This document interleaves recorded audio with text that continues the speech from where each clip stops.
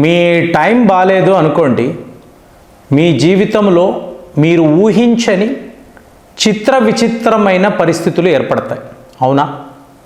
ఇప్పుడు అమెరికా పరిస్థితి కూడా అలాగే ఉంది. మీరు చూడండి, ఒక సెనేటర్, ఈవిడ పేరు క్రిస్టిన్ గిల్లిబ్రాండ్ అని అంటారు. ఈవిడ అమెరికా యొక్క డిఫెన్స్ సెక్రటరీ పీట్ హిగ్సిత్, ఈయనను ఉద్దేశించి ఒక మాట అంటారు. మీరు ఏం మాట్లాడుతున్నారండి, మీకు 1.5 ట్రిలియన్ డిఫెన్స్ బడ్జెట్ కావాలా? అసలు మన అమెరికన్స్ తినడానికి కూడా సరిగ్గా ఫుడ్ లేని పరిస్థితిలో, నమ్ముతారా? అమెరికన్స్కి ఆహారము లేదు అని ఈవిడ చెప్తున్నారు.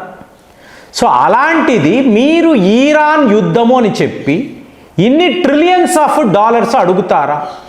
అసలు మీకు దేశ పరిస్థితి, మనం ఎక్కడ ఉన్నాము, ఏం చేస్తున్నామో అర్థమవుతుందా? అంటే ఆవిడ ఉద్దేశము హెల్త్ కేర్ అండి, హౌసింగ్, అలాగే మీకు ఫుడ్ చైన్ ఉంటుంది కదా. ఇప్పుడు ఎగ్స్ అన్నారనుకోండి, గుడ్లు చాలా చాలా ఖరీదు, అమెరికన్స్ ఎఫోర్డ్ చేయలేకపోతున్నారు.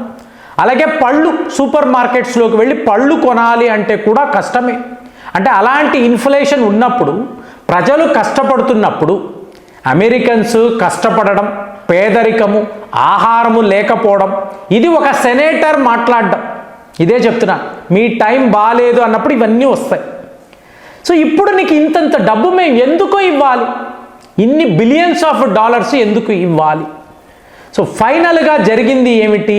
భారత్, మనము అమెరికా వాడి వద్ద GE414 అనబడే ఇంజిన్ కొనాలండి.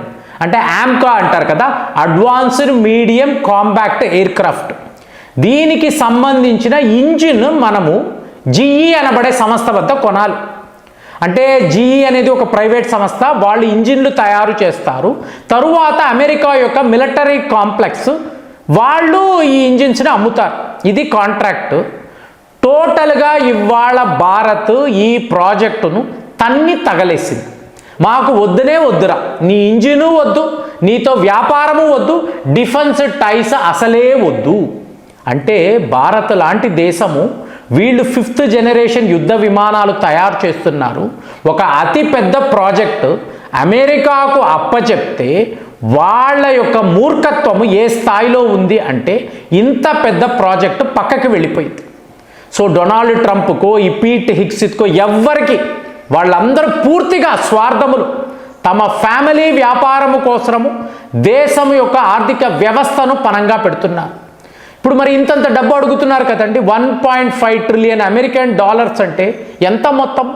సో ఈ డబ్బునంతా కూడా మిలిటరీ కాంప్లెక్స్ అధ్యక్షుడు, ఈ మంత్రులు వీళ్ళందరూ పంచుకుంటారండి. అదే వీళ్ళ ప్లాన్.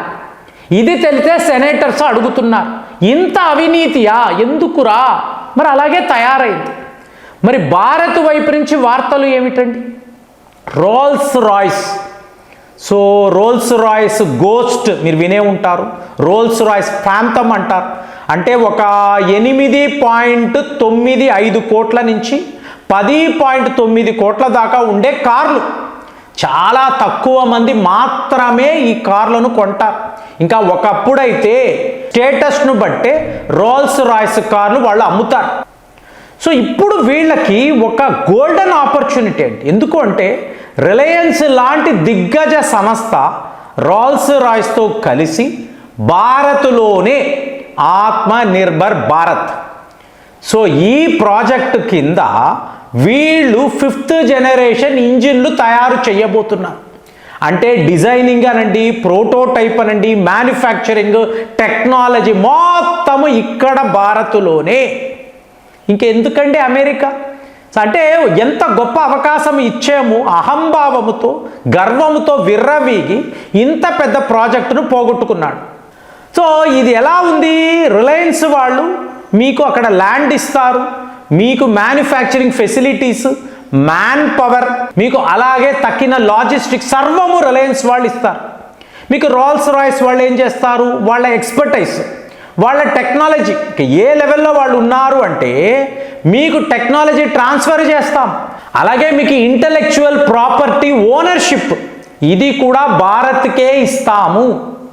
ఏంటండి రోల్స్ రాయ్స్ అంటే మామూలు సంస్థ కానీ భారత్ ఎంత పెద్ద మార్కెట్ చూడండి. ఇవాళ మీరు రోడ్స్ మీద, హైవేస్ మీద వెళ్తూ ఉంటే మెర్సిడీస్ బెంజ్ ట్రక్కులు కనిపిస్తూ ఉంటాయి. మెర్సిడీస్ బెంజ్ వాహనము మీరు పొందడం అంటే ఎంత పెద్ద విషయం అండి. ఇవాళ మామూలుగా మన లారీ డ్రైవర్లు, ఓనర్లు మెర్సిడీస్ బెంజ్ లారీలు, ట్రక్కులు నడుపుతున్నారు.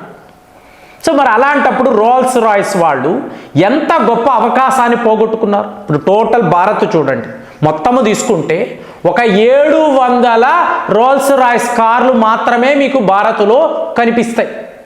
మొన్న మహేంద్ర షోరూంలో కూర్చొని ఉన్నాను.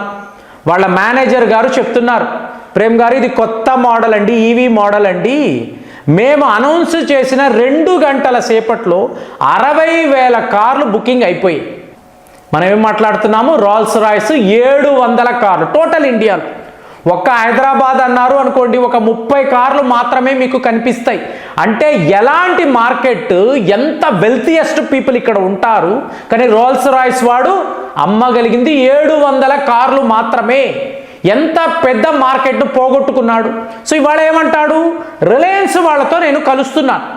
ఇదేమిటి, ఒక కాంప్లెక్స్ అండి, డిఫెన్స్ కాంప్లెక్స్. సో దీన్నే ఏరోస్పేస్ గ్యాస్ టర్బైన్ కాంప్లెక్స్ అంటున్నారు. అంటే మీరు సివిల్ ఏవియేషన్ అనండి, డిఫెన్స్ ఏవియేషన్ అండి. ఇక్కడ ఈ విమానాలకు కావలసిన ఇంజిన్లు భారత్లోనే తయారు చేస్తాము. రోల్స్ రాయ్స్, రిలయన్స్ వాళ్ళు కలిసి చేసి మేము విదేశాలకు ఎక్స్పోర్ట్స్ చేస్తాము. ఎలాంటి ఒక హిస్టారిక్ ఈవెంట్ చూడండి. భారత్లో ఇవాళ లేనిది ఏమిటండి, ఇంజిన్లే కదా.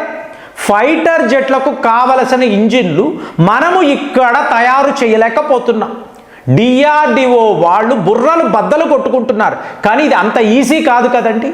వాళ్ళు 40-50 ఏళ్ల నుంచి ఇవాల్వ్ చేసుకున్న టెక్నాలజీని మీరు 10 ఏళ్లలో చెయ్యాలి అంటే ఎంత కష్టం. సో అలాంటిది ఒక స్వర్ణావకాశము అంటున్నాను నేను. ఎందుకు అంటే రోల్స్ రాయ్స్ కాదు, మనకు ఒక ఎంటీనెస్ ఉంది. అయ్యో మనం ఇంజిన్లు తయారు చేయలేకపోతున్నామే. ఇప్పుడు బ్రహ్మోస్ ఉందండి, బ్రహ్మోస్ ఇంజిన్ రష్యా వాళ్ళ టెక్నాలజీ కదా. సో అలాంటిది ఇవాళ ఎంత గ్రేట్ ఆపర్చునిటీ. మనము మన దేశంలోనే ఇంజిన్లు తయారు చేసుకుంటాము. రోల్స్ రాయ్స్ వాళ్ళు ఏమంటారు, రేపు కార్లు కూడా రిలయన్స్ వాళ్ళతో కలిసి తయారు చేద్దాము. మరి టాటాస్ వాళ్ళు రేంజ్ రోవర్లు ఇక్కడే భారత్లోనే తయారు చేస్తున్నారు కదా. సో ఇంటర్నేషనల్ బ్రాండ్స్ అంతా ఇక్కడే.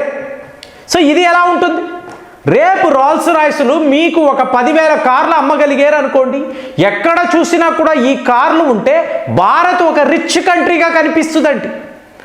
ఇన్ని కార్ల, ఇంత లగ్జూరియా, భారత్ చాలా ఎదిగిపోయిందని వీళ్ళ 7-10 కదా. మరి అమెరికా వాడు ఇంత పెద్ద అవకాశం మనం ఇచ్చినప్పుడు, ఇంత వ్యాపారం ఇచ్చినప్పుడు పొగరుబోతుతనముతో, గర్వముతో ఈ అవకాశాన్ని టోటల్గా వాడు వదిలేసుకున్నాడు. సో ఈరోజు రోల్స్ రాయ్స్ వాళ్ళు వచ్చారు. ఇక భారత్లోనే ఈ పని అనుకోండి, ఒక్కసారి MOU సైన్ అయితే ఎవడూ మార్చలేడు. సో రిలయన్స్ వాళ్ళ యొక్క వ్యాపారం ప్రతి ఒక్క రంగంలోనూ వీళ్ళే ఉంటున్నారు. ఇవాళ డిఫెన్స్ రంగంలో కూడా వీళ్ళు వచ్చేసారు అనుకోండి.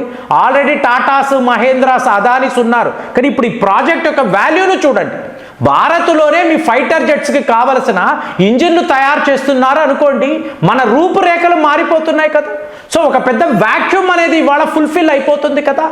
ఆ ప్రయత్నములోనే మనము GE అనబడే కంపెనీని పక్కన పెట్టి ఇవాళ రోల్స్ రాయ్స్ అనబడే సంస్థను ముందుకు తీసుకొస్తున్నాము.